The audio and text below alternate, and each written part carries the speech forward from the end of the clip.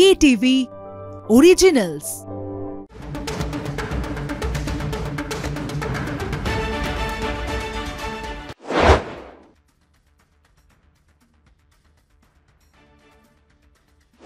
দেখছেন কলকাতা টিভি, সুস্মিতা রয়েছে আপনাদের সঙ্গে। শুরু করছি আজকের stadium bulletin, co presented by Jack olive oil. আর আজকে আমাদের এই আলোচনায় আমাদের সঙ্গে রয়েছেন কলকাতা টিভির ডিজিটাল হেড অর্পণ ঘোষ। অর্পণদা, তোমাকে স্বাগত স্টেডিয়াম বুলেটিনে। প্রথমেই তোমার কাছে যেই প্রশ্ন নিয়ে আসবো সেটা হচ্ছে, এতদিন ধরে গৌহাটি টেস্ট নিয়ে যে এই জল্পনা, গৌতম গম্ভীর কি আদৌ কোচ থাকবেন? এটা বোধহয় তুমি কোটি টাকার প্রশ্ন করে ফেললে সুস্মিতা, কারণ এই প্রশ্নটাই বোধহয় এখন সবচেয়ে বেশি আলোচিত প্রশ্ন, এবং গুয়াহাটি টেস্ট হারার পর এবং বিশ্রীভাবে হারার পর সেটাই এখন সবচেয়ে বড় প্রশ্ন হয়ে দাঁড়িয়েছে। যদিও এখনও পর্যন্ত আমাদের কাছে যে আপডেট এসে পৌঁছেছে যে বিসিসিআই একটা অবশ্যই বৈঠক করবেন গম্ভীরের সঙ্গে, যদিও সময়টা একদমই অল্প, কারণ 30শে নভেম্বর থেকে ওডিআই সিরিজ শুরু হচ্ছে। তার আগে গম্ভীরের কোচ যাওয়ার আগে গম্ভীর কিন্তু খুব ক্রুশিয়াল একটা বক্তব্য রেখেছে গুয়াহাটি টেস্টে, আফটার গুয়াহাটি টেস্ট প্রেস কনফারেন্সে। তিনি কি বলেছেন যে আমার থাকা বা না থাকাটা কোনো ম্যাটার নয়, তিনি দেশকে সবার আগে, টিমকে সবার আগে রাখতে চান, এবং ভারতীয় বোর্ড তার সিদ্ধান্ত নেবেন যে আদৌ তিনি থাকবেন কি থাকবেন না। তবে তার আগে তিনি আর একটা জিনিসও মনে করিয়ে দিয়েছেন, সেটা হচ্ছে চ্যাম্পিয়ন্স ট্রফি, ইংল্যান্ড সিরিজ, সেগুলোর কথা মনে রেখেছে যে এই গৌতম গম্ভীরই কিন্তু সেই সিরিজগুলো জিতিয়েছে। এবং আজকে দেশের মাটিতে যে পরপর চুনকাম, তারপর যে এই বারবার গেল রব বা গৌতম গম্ভীর হাটাও, গো ব্যাক গৌতম গম্ভীর, এই ধরনের যে বিষয়গুলো উঠছে সেটা তিনি নজর রাখতে বলেছেন। তার একটা বিষয় বলা ভালো যে গৌতম গম্ভীরের একটা রিপোর্ট কার্ড ডেফিনেটলি আমরা দেখাবো, তবে তার আগে একটা জিনিস বলা ভালো, সেটা হচ্ছে গৌতম গম্ভীরের পারফরমেন্স যদি আমরা বিচার করে দেখি, সাদা বলে ক্রিকেটে গম্ভীরের পারফরমেন্স নিশ্চয়ই সন্তোষজনক, তবে টেস্ট ক্রিকেটে, লাল বলের ক্রিকেটে কিন্তু কার্যত বলা যেতে পারে অনেকটা ম্যাজিক্যাল চেয়ারের মতো চলছে। কেন জানেন? আমরা যদি দেখি নিউজিল্যান্ড সিরিজ, সেখানে ঘরের মাটিতে হার, তারপরে ওয়েস্ট ইন্ডিজের বিরুদ্ধেই শুধু জয় এসছে দেশের মাটিতে, তারপর অস্ট্রেলিয়া সিরিজে 3-1 হার, ইংল্যান্ডে শুভমান গিল নতুন অধিনায়ক হওয়ার পর সেখানে ড্র, যথেষ্ট ভালো পারফরমেন্স, কিন্তু ঘরের মাঠে আবার দক্ষিণ আফ্রিকার বিরুদ্ধে একেবারে হোয়াইট ওয়াশ 2-0। কেন বারবার এই ঘটনা ঘটছে? প্রশ্ন উঠেছিল বারবার যে সিনিয়র যারা রয়েছেন, বিরাট কোহলি, রোহিত শর্মা, রবিচন্দ্রন অশ্বিনের এই যে অবসর নেওয়া, এই অবসরটা কি এক প্রকার কার্যত জোর করে বাধ্য হয়ে নেওয়া?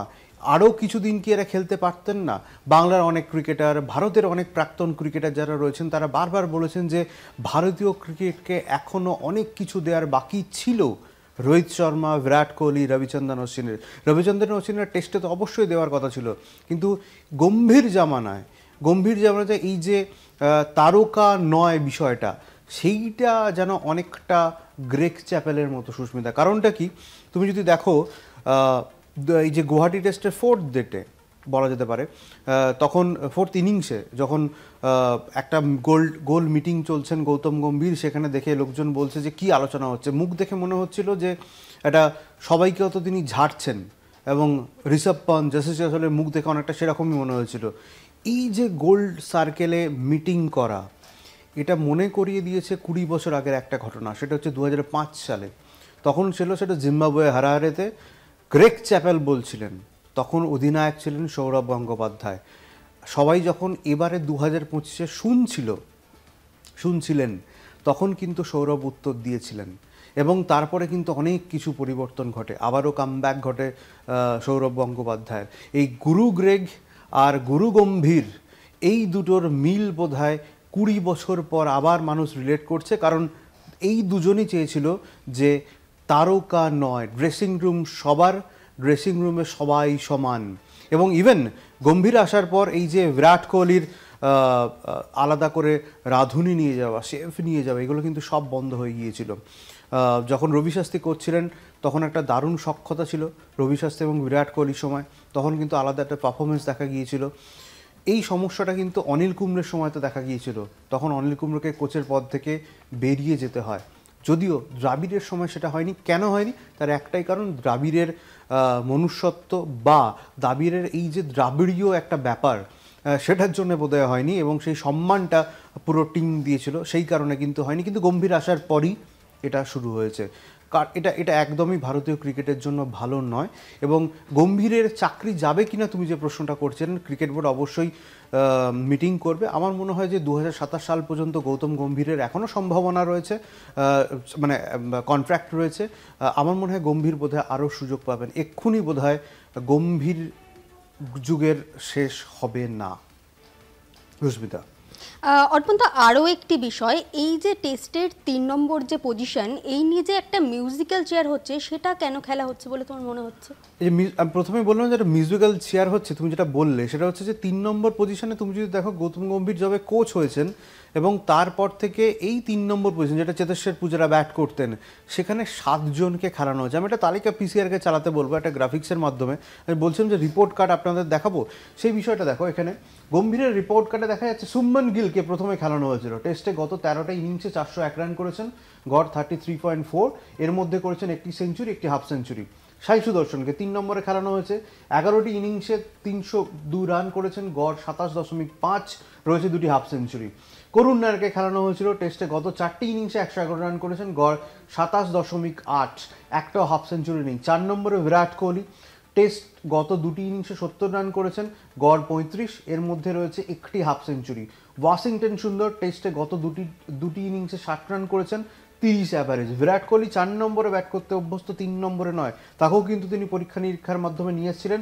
6 নম্বরে দেবদত্ত পাডিক্কাল, টেস্টে গত 2টি ইনিংসে মাত্র 25 রান, গড় 12.5, এবং 7 নম্বরে লোকেশ রাহুল, টেস্টে গত 2 ইনিংসে 24 রান, গড় মাত্র 12। কার্যত মিউজিক্যাল চেয়ার, মানে 7 জনকে নিয়ে পরীক্ষা নিরীক্ষা চলছে। এটা কী ধরনের ট্রান্সফরমেশন আমার জানা নেই, তবে এটা বোধহয় বন্ধ হওয়াটা উচিত এবার। একদমই অর্পণদা, এই আলোচনায় তো থাকবোই, তবে সময় হয়ে গিয়েছে একটা বিরতির। কোথাও যাবেন না, বিরতির পর আবার ফিরে আসছি আলোচনায়।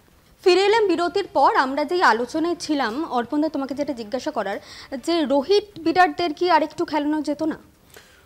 আর একটু খেলানো যেত, থেকে বড় কথা সেটা হচ্ছে যে আরও অনেক কিছু দেওয়ার বাকি ছিল। টেস্ট টিমের ভারতের এখন যে অবস্থা, অভিজ্ঞতার দরকার রয়েছে। আমি একটা ট্রান্সফরমেশনের মধ্যে দিয়ে যেতেই পারি, কিন্তু অভিজ্ঞতাকে বাদ দিয়ে নয়। এবং রোহিত বিরাট এমন একজন চরিত্র ভারতীয় ক্রিকেটে, একটা লার্জার দেন লাইফ বলে একটা শব্দ রয়েছে। সেটা হচ্ছে যে ভারতীয় ক্রিকেটে যারা লেজেন্ড হয়, যা হিরো যাদেরকে মনে হয়, আগে ছিলেন সচিন, সৌরভ, কপিল দেব, মহেন্দ্র সিং ধোনি, এই বিরাট কোহলি, রোহিত শর্মা, হচ্ছে লার্জার দ্যান লাইফ ভারতীয় যারা আছেন তাদের কাছে, ভারতীয় ক্রিকেট প্রেমী যারা তাদের কাছে, তাদের গায়ে যদি আঁচড় পড়ে, তাদেরকে যদি খেলা ছাড়তে হয়, তাহলে কার জন্য ছাড়ছে তাদের ওপর কিন্তু রোষটা গিয়ে পড়ে। তো সেই কারণে রোহিত শর্মা এবং বিরাট কোহলি ভারতীয় ক্রিকেট প্রেমীদের জন্য কিন্তু লার্জার দ্যান লাইফ। তাই সেই কারণে শুধুমাত্র ভারতীয় ক্রিকেট প্রেমী বলবো না, আরও তাদের দেওয়ার রয়েছে, বা এবং টেস্ট ক্রিকেটে তাদের ফুরিয়ে গেছে সবটা, এমনটা ভাবার কোনো কারণ ছিল না। যেভাবে রোহিত শর্মা ওয়ানডেতে ব্যাট করেছেন, কোহলি যেভাবে কামব্যাক করেছেন, এবং অস্ট্রেলিয়াতে গিয়ে যেভাবে সেঞ্চুরি করেছেন, আমার মনে হয় আরও 1.5 থেকে 2 বছর রোহিত শর্মা, বিরাট কোহলি টেস্ট টিমে থাকার যোগ্য দাবিদার ছিল। এবং এই তারকা কালচার বাদ দিয়ে, মানে রুটটাকে নষ্ট করে দেবার কোনো মানে হয় না। গম্ভীর যেটা হয়তো পরে বুঝতে পারবেন যে তিনি আদৌ ভুল করেছেন কিনা, আদৌ তার অনুশোচনা হবে কিনা সেটা অবশ্য তিনি জানি না। কারণ গম্ভীরের টিম সিলেকশন আর গম্ভীরের স্কোয়াড সিলেকশন নিয়ে আজ পর্যন্ত কেউ প্রেডিক্ট করতে পারেনি, মেলেও নি। খুব মানে তিনি একই পরপর ম্যাচে একই একাদশ খেলিয়েছেন, এরম ঘটনা প্রায় নেই বললেই চলে। তো মানে এটা উচিত হয়নি। মানে আমার মনে হয় রোহিত শর্মা, বিরাট কোহলি আরও অনেক কিছু দেওয়ার বাকি ছিল, এবং তাদেরকে টেস্ট টিমে রাখা আরও অনেক বেশি দরকার ছিল। আরও একটি বিষয় অর্পণদা, 30শে নভেম্বর ওডিআই শুরু হচ্ছে, এটা নিয়ে তুমি কি বলবে? দেখো, ইতিমধ্যেই পৌঁছে গিয়েছে রাঁচিতে বিরাট কোহলি। এবং একটা জিনিস স্টেডিয়াম বোর্ডে দর্শকদের জন্য দিয়ে রাখি, সেটা হচ্ছে একটা ছবি ভাইরাল হয়েছিল যে বিরাট কোহলি যখন রাঁচিতে পৌঁছলেন, তখন একজনের সঙ্গে বেশ হাসাহাসি করছিল। আপনারা নিশ্চয়ই ছবিটা দেখেছেন, এবং সেটা ভাইরাল ছবি। জানেন ছবিটাকে কার? নাম হচ্ছে সৌরভ তিওয়ারি। তিনি আরসিবিতে ভারতের হয়ে আরসিবিতে আইপিএলে খেলেছেন বিরাট কোহলির সঙ্গে, এবং বিরাট কোহলির সঙ্গে তার সখ্যতা বহুজন বিদিত। এবং তিনি সবাই জানে যে সৌরভ তিওয়ারি এবং বিরাট কোহলির সঙ্গে একটা দারুণ সম্পর্ক ছিল, এবং সৌরভ তিওয়ারি ঘরোয়া ক্রিকেটে একটা উল্লেখযোগ্য নাম ছিলেন। তিনি এখন রাঁচিতে ঝাড়খণ্ড ক্রিকেট অ্যাসোসিয়েশনে ওখানে তিনি সচিব হয়েছেন। সেই কারণে বিরাট কোহলি আসা তাকে আনতে গিয়েছেন, এবং নিছক আড্ডা হচ্ছিল। এই পরিচয়টা নিয়ে যে কে কার সঙ্গে বিরাট কোহলি এত হাসাহাসি করছিলেন চেনা যাচ্ছে না, লম্বা চুল ছিল, এখন পুরো লুকস চেঞ্জ হয়ে গিয়েছে। তো স্টেডিয়াম বোর্ডে দর্শকদের জন্য এটা একটা আপডেট দিলাম যে সৌরভ তিওয়ারি ছিল আরসিবিতে বিরাট কোহলির সঙ্গে তিনি খেলেছেন। এবং তুমি যে প্রশ্নটা করলে 30শে নভেম্বর থেকে ওডিআই সিরিজ শুরু হচ্ছে দক্ষিণ আফ্রিকার বিরুদ্ধে, 2 মহাতারকা ড্রেসিং রুমে ঢুকবে।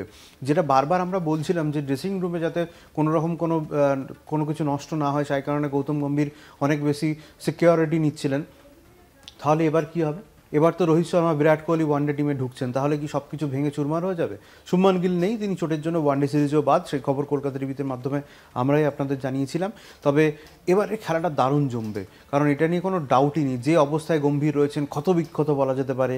ওয়ানডে সিরিজ একটা সম্পূর্ণ আলাদা ফর্ম্যাট, আলাদা খেলা, একদম লাল বল থেকে সাদা বলে ক্রিকেট। সেখানে 2 মহারথীর এন্ট্রি হবে ড্রেসিং রুমে, মহল চেঞ্জ হবে। এবং আমার মনে হয় যে এই যে টেস্ট হার 2-0-তে কোথাও গিয়ে এই এফেক্টটা কিন্তু ওয়ানডেতে পড়বে। এবং ওয়ানডেতে আমার মনে হয় রোহিত এবং বিরাট দুজনেই রয়েছেন এবং টিম যথেষ্ট স্ট্রং। কেএল রাহুল অধিনায়ক হয়েছেন। আমার মনে হয় ওয়ানডে সিরিজে একটা দারুণ উত্তেজনাপূর্ণ ম্যাচ হতে চলেছে এবং আমার মনে হয় ওয়ানডে সিরিজ ভারত জিতবে, এটা নিয়ে কোনো ডাউট নেই। আর একটা বিষয় যেটা বললে সেটা হচ্ছে যে রোহিত শর্মা বিরাট কোহলি প্রসঙ্গ উঠলে অনেক রকম তথ্য এপাশ থেকে ওপাশ থেকে আসে। এবং সবচেয়ে বড় কথা, গতকাল যেটা রিলিজ হয়েছে, আমি পিসিআরকে চালাতে বলবো যে আবারও কিন্তু 1 নম্বর পজিশন ফিরে পেয়েছেন রোহিত শর্মা ওডিআই র্যাঙ্কিংয়ে, ব্যাটিং র্যাঙ্কিংয়ে। যেহেতু রোহিত শর্মা খেলেনি, তার পয়েন্ট বাড়েনি, কিন্তু যিনি 1 নম্বরে ছিলেন অর্থাৎ তার ড্যারিল মিচেল, তার পয়েন্ট একটু কমে গিয়েছে। যে একদম পরিষ্কার দেখা যাচ্ছে যে 1 থেকে লাল চিহ্ন দিয়ে নিচে নেমে গেছে নিউজিল্যান্ডের ড্যারিল মিচেল, তার 766 পয়েন্ট হয়েছে। রোহিত শর্মার যে পয়েন্ট ছিল 781, সেটাই রয়েছে। 2 নম্বরে নিউজিল্যান্ডের ড্যারিল মিচেল, 3 নম্বরে রয়েছে আফগানিস্তানের ইব্রাহিম জাদরান এবং 4 নম্বরে রয়েছে ভারতেরই শুভমান গিল, তিনি এই ম্যাচে খেলবেন না, এই সিরিজে খেলবেন না, 745। 5 নম্বরে বিরাট কোহলি 725। হয়তো বলা যেতে পারে বিরাট কোহলির ব্যাট থেকে আরও একটা সেঞ্চুরি আমরা দেখতে পাবো ওডিআই সিরিজে। 6 নম্বরে খুব ইন্টারেস্টিং, পাকিস্তানের বাবর আজম অনেকটা নেমে গিয়েছেন, 722। 7 নম্বরে আয়ারল্যান্ডের হ্যারি টেক্টর 728, দারুণ খেলছেন, আইপিএলের অকশনে তার দিকে নজর থাকবে। 8 নম্বরে এই যে 8 নম্বরে হচ্ছে ওয়েস্ট ইন্ডিজের সাই হোপ, 2 পয়েন্ট। 10 নম্বরে ছিলেন, 8-এ উঠে এসেছেন 701 পয়েন্ট পেয়ে। আবার 9 নম্বরে ইন্ডিয়া শেষ আইয়া, যেহেতু তিনি খেলেননি ওয়ানডে এখনো পর্যন্ত, সুস্থ হননি, 8-এ ছিলেন, 9 নেমেছেন শ্রেয়স আইয়ার 700 পয়েন্টে। এবং 10 নম্বরে 9 থেকে আবারও 10-এ নেমে গেছেন শ্রীলঙ্কার চামিরা আসালাঙ্কা, 690 পয়েন্ট। এই হচ্ছে ODI ranking ICC. Rohit Sharma 1 নম্বরে এবং 10 নম্বরে শ্রীলঙ্কার। এর মধ্যে ভারতের 4 জন রয়েছে, এটা যথেষ্ট ঠিক কথা। এবং বিরাট কোহলি র্যাঙ্কিংয়ের টপ 10-এর মধ্যে রয়েছেন। আমার মনে হয় বিরাট কোহলির ব্যাট থেকে কথা বলবে এবার, বিরাট কোহলি নিজে চাইবেন নিজে রানে ফিরতে।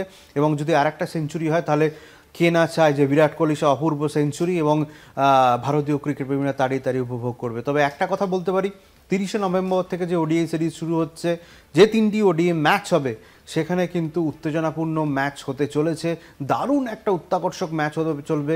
ভারত কিন্তু টেস্টারের বদলাটা নেবে, এটুকু বলতে পারি। আমরা এই আলোচনাতেই থাকবো, তবে একটা ছোট্ট বিরতির সময় হয়ে গিয়েছে, কোথাও যাবেন না, ফিরছি এক্ষুনি, সঙ্গে থাকুন। ফিরে এলাম বিরতির পর, আমরা ক্রিকেটের খবরেই রয়েছি। আর অর্পণদা, তোমার কাছে যেটা জানার, এবার আইসিসি পার্থ পিচ নিয়ে ঠিক কি রিপোর্ট রয়েছে? ওটা মানে আমি জানি না এটা কি রিপোর্ট বলা যেতে পারে। আইসিসি বলেছেন যে পার্থে যে 2 দিনের টেস্ট ম্যাচ শেষ হয়ে গিয়েছে এবং সেটা নিয়ে রিপোর্ট দিয়েছে এবং বলেছে খুব ভালো, ভেরি গুড পিচ ছিল। এবং ভারতের সঙ্গে ভারত ওয়েস্ট ইন্ডিজ যে ম্যাচ হয়েছিল আহমেদাবাদ এবং দিল্লিতে, সেই পিচের নিয়ে আইসিসি রিপোর্ট দিয়েছে সন্তোষজনক বলে। ইডেন পিচ নিয়ে এখনও পর্যন্ত কোনো রিপোর্ট আইসিসি দেয়নি। এবং সবচেয়ে মজার বিষয় হচ্ছে 2 দিনে একটা টেস্ট ম্যাচ শেষ হয়ে গেল। 1888 সালে এরকম অ্যাসেজ হয়েছিল অস্ট্রেলিয়া এবং ইংল্যান্ডের মধ্যে, তখন কিন্তু 2 দিনে ম্যাচ শেষ হয়ে গেছিল। তারপর এত বছর পর, বলা যেতে পারে কতগুলো যুগের অবসান, এবং তারপরে 2025 সালে এসে 2 দিনে অ্যাসেজ টেস্ট ম্যাচ 2 দিনে শেষ হয়েছে। এবং হেড একটা দুর্দান্ত সেঞ্চুরি করে ম্যাচ জিতিয়েছে অস্ট্রেলিয়াকে। এবং অস্ট্রেলিয়া এবং ইংল্যান্ড 2 দিনে যে শেষ হয়েছে, তখন প্রশ্ন উঠেছিল প্রথম দিনে 19 উইকেট, তারপর এইরকম একটা ম্যাচ। ভাবাই যায় না যে কিভাবে পিচের অবস্থা কীরকম ছিল, সেই নিয়ে কিন্তু আইসিসি রিপোর্ট দিয়েছে it's a very good pitch. তবে এখানে একটা জিনিস বলার, আমি স্টেডিয়াম উঠতে দর্শকদের জন্য বলবো যে আইসিসি ভেরি গুড পিচ কখন বলে, সেটা আমরা একটু গ্রাফিক্সের মাধ্যমে বাংলায় তর্জমা করে আপনাদের একটু দেখাই যে নিয়মটা আইসিসি বলেছে। আইসিসি ইন জেনারেল যেটা বলে থাকে যে পিচে বল ভালোভাবে ব্যাটে আসে, সেলাইয়ের নড়াচড়া কম হয় এবং ম্যাচের শুরুতে ধারাবাহিক বাউন্স থাকে, সেই পিচকে খুব ভালো আখ্যা দেওয়া হয়। এটা হচ্ছে আইসিসির রুলস। এবং ম্যাচ রেফারি রঞ্জন মধুকুলে কিন্তু সেই রিপোর্টই দিয়েছেন, সেই জন্য ক্রিকেট অস্ট্রেলিয়ার তরফ থেকে তাকে ধন্যবাদও জানানো হয়েছে। এবং বারবার আর একটা বিষয় যে কীভাবে সম্ভব বলে এটা কেউ জানে না, দুদিনে কীভাবে একটা ম্যাচ শেষ হয়ে গেলে পিচটা ভালো হয়। একদিক থেকে ভালো যে ওয়েস্ট ইন্ডিজের সঙ্গে যে ভারতের ম্যাচ হয়েছিল সেটা অন্তত সন্তোষজনক বলেছে। তবে ইডেন পিচ নিয়ে এখনও কোনো রিপোর্ট পাওয়া যায়নি। ইডেন পিচ নিয়ে কী রিপোর্ট চাই, অন্তত ভারতীয় ক্রিকেট প্রেমীরা সেদিকে তাকিয়ে রয়েছে। একদমই অর্পণদা, তুমি যেমনটা বললে, এবং আরও একটি বিষয়, এবার কিন্তু ভারতেই হতে চলেছে কমনওয়েলথ গেম, এই নিয়ে তুমি ঠিক কি বলবে? একদম, এটা ভীষণ গর্বের, তোমার আমার এবং প্রত্যেকটা ভারতবাসীর কাছে গর্বের। 20 বছর পর ভারতে কমনওয়েলথ গেমস হচ্ছে এবং আহমেদাবাদে হবে, সেটা ভেন্যু তৈরি হয়েছে। এবং সবচেয়ে মজার বলাটা ভুল, সবচেয়ে গর্বের বিষয় সেটা হচ্ছে যে 100 বছর হচ্ছে কমনওয়েলথ গেমসের, তখনই কিন্তু ভারত এই আয়োজনটা করছে 2030 সালে। তবে এটা কিন্তু ভারতের কাছে একটা অক্সিজেন। কেন অক্সিজেন? ভারত কেন কমনওয়েলথ গেমস পেল? কারণ ভারত 2023 বিশ্বকাপ আহমেদাবাদে ফাইনাল অ্যারেঞ্জমেন্ট করেছিল, সেখান থেকে একটা প্লাস পয়েন্ট পেয়েছে। ভারত চায় 2036-এর অলিম্পিক অর্গানাইজ করতে, এবং সেটা কমনওয়েলথ 2030 অর্গানাইজ করার পর আরও দৃঢ় হবে এবং বলা যেতে পারে ভারত কিন্তু অক্সিজেন পাবে। এবং 2036-এর অলিম্পিক যদি ভারতে হয়, তার থেকে বড় পাওনা ভারতবাসীর জন্য আর কিছু হতে পারে না। তবে ডেফিনেটলি এরম একটা ঐতিহ্যবাহী গেম কমনওয়েলথ গেম, তার 100 বছর হচ্ছে এবং সেটা ভারতে আয়োজিত হবে, ভারতবাসী হিসাবে দারুণ একটা গর্বের বিষয়, দারুণ একটা গর্বের বিষয়। একদমই। এবং এর পাশাপাশি যেটা জিজ্ঞাসা করব, যেটা একদম ইম্পর্টেন্ট, যেটা জিজ্ঞাসা করতেই হবে, যে আজকেই কিন্তু মেয়েদের আইপিএলে অকশন ছিল, তো সেটা নিয়ে তুমি ঠিক কি বলবে? মানে দারুণ একটা ব্যাপার। বিশ্বজয়ের পর, ওয়ার্ল্ড কাপ জেতার পর ভারতীয় মহিলা ক্রিকেটারদের তাদের কীরকম হয় সেই বিষয়টা সবার নজরে ছিল। তবে সেটা নিয়ে তো আপডেট আপনাদের দেবো যে এক্স্যাক্টলি কী হয়েছিল। তবে এবারের যে আইপিএল, মানে আজকে যে আইপিএল হয়েছে মহিলাদের আইপিএল অকশন, সেখানে কি কি ক্রাইটেরিয়া ছিল, কি কি বিষয়টা ওভারঅল ছিল, সেটা আপনাদের একটু জানিয়ে রাখি। সেটা হচ্ছে এই যে আমার পিছনে দেখতে পাচ্ছেন আপনারা, যে পিসিআর থেকে চালিয়েছে, মেয়েদের আইপিএলের নিলামে কি কি ছিল। প্রতিটি দলের কাছে রয়েছে 15 কোটি টাকা, তার মধ্যে কিছু টাকা খরচ হয়েছে ধরে রাখার জন্য, ছেলেদের ক্ষেত্রেও যেটা হয়ে থাকে। এখন মোট 41 কোটি 10 লক্ষ টাকা রয়েছে দলগুলির কাছে। এটা নিয়েই আজকে অকশনে নেমেছিল দলগুলি, 5টি দল। নিলামে মোট 277 জন ক্রিকেটার ছিলেন। 5টি দলে সর্বাধিক 73 জনের জায়গা খালি ছিল, তার মধ্যে 23 জন বিদেশিকে নেওয়া যাবে। নিলামে মোট 83 জন বিদেশি খেলোয়াড় নামছেন। বিদেশি ক্রিকেটারদের মধ্যে সর্বাধিক 23 জন ছিল অস্ট্রেলিয়ার, ইংল্যান্ডের 22 জন ক্রিকেটার ছিল। এটাই বস্তুত আজকে নিলামের বিষয়বস্তু ছিল। তবে আপনারা নিশ্চয়ই জানতে আগ্রহী যে আজকে মহিলাদের নিলামে কি হয়েছে, দেখে নিন এক নজরে। বিশ্বকাপে সবচেয়ে বেশি রান করা উলবাতকে কেন্দ্র সৌরভের দিল্লি, 3.2 কোটিতে ইউপিতেই দীপ্তি। নিলামের আগে চোটের কারণে নাম প্রত্যাহার করেন অজি তারকা জেস জোনাসন। ফলে নিলামে 277-এর জায়গায় অংশ নিলেন 276 জন ক্রিকেটার। তবে নিলামে অবিকৃত রইলেন অস্ট্রেলিয়া অধিনায়ক এলিসা হিলি। তার বেস প্রাইস ছিল 50 লক্ষ টাকা। কোনো ফ্র্যাঞ্চাইজি তাকে নিতে আগ্রহ দেখায়নি। এদিকে 2 কোটি টাকায় গুজরাট জায়ান্টসে যোগ দিলেন সোফি ডিভাইন। তার বেস প্রাইস ছিল 50 লক্ষ টাকা। অন্যদিকে রাইট টু ম্যাচ কার্ড ব্যবহার করে 3.20 কোটি টাকায় দীপ্তি শর্মাকে দলে ফেরালো ইউপি ওয়ারিয়র্স।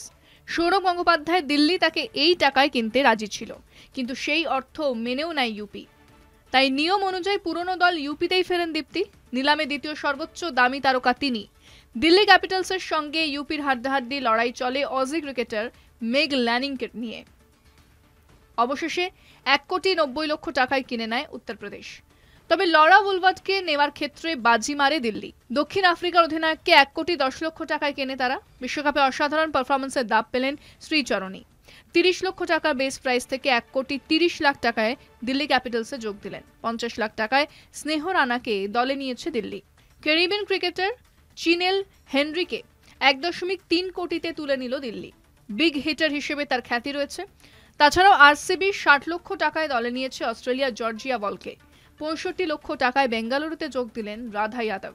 ইউপি নিয়েছে ফোবি লিচফিল্ড এবং কিরণ নববীরকে যথাক্রমে ১.২ কোটি এবং ৪০ লক্ষ টাকায়। বিশ্বজয়ী হার্লিন দেওলকে ইউপি নেয়।